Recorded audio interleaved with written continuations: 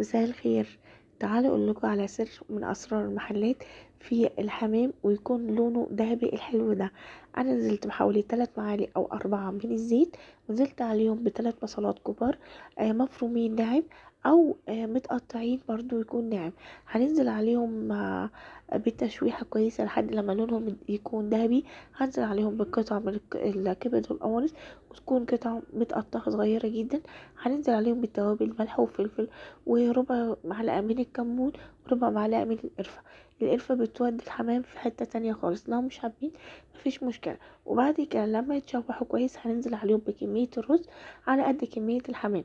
يعني فرد الحمام بياخد حوالي نص كوباية من الرز. وبعد كده هنحشي الحمام واحدة واحدة، وهنسيبه لحد لما المية تغلي، وهننزل بالتوابل بتاعتنا وهنسقط الحمام. هياخد بالظبط نص ساعة أو ساعة إلا ربع، وهنقليه بمعلقة سمنة بلدي على زيت، وهيطلع بالجمال ده.